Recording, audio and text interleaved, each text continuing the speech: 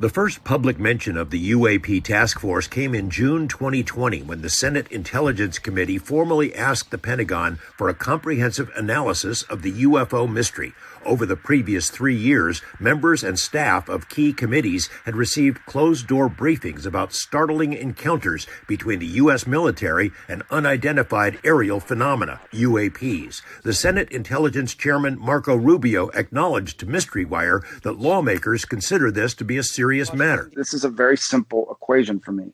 There are things flying over our military installations. We don't know what they are or where they're from. We don't know if it's some other country that's doing it, and we need to know the answer to that question. Simple. In August 2020, the Pentagon formally announced the creation of the task force, and in late December, the massive bill containing government funding and COVID relief was signed into law, as first reported by blogger Danny Silva. A provision in the bill authorized the task force to prepare a comprehensive analysis of the UFO mystery and submit it to Congress within 180 days, meaning around June 1st.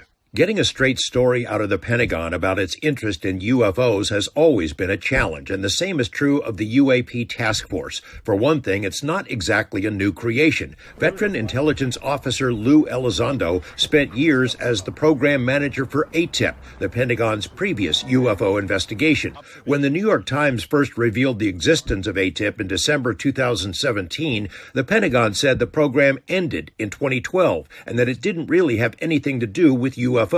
Neither claim was true. Elizondo said the program never ended. It continued even after he left the government as a loose confederation of personnel in different parts of the national security apparatus.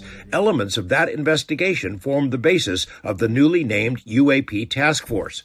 Members of the public and media excited about the scheduled report to Congress might want to temper their expectations because there are significant barriers to anything resembling full disclosure. For one thing, the report to Congress will be unclassified, meaning it will not contain the most sensitive, most classified cases or incidents because those directly involve national security matters. Key committees will likely receive separate annex reports regarding classified incidents. That information isn't likely to be made public. Secondly, while the funding bill ordered the task force to produce a comprehensive analysis of the UAP mystery, it provided no funding. The task force was not provided with an actual budget, only marching orders. Mystery Wire asked the Pentagon to comment on this, but received no reply. Thirdly, sources familiar with the task force say there's been a major change at the top. The high-ranking official who's led the UFO investigation for years is out.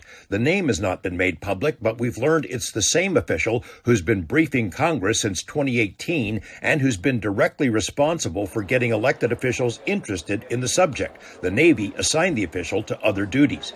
Can the task force finish its job by June 1st? Maybe not. It's a gigantic undertaking to search the entire national security system for all relevant videos and files, and then to seek input and analysis from other intelligence agencies. It is entirely possible the task force will have to ask Congress for more time.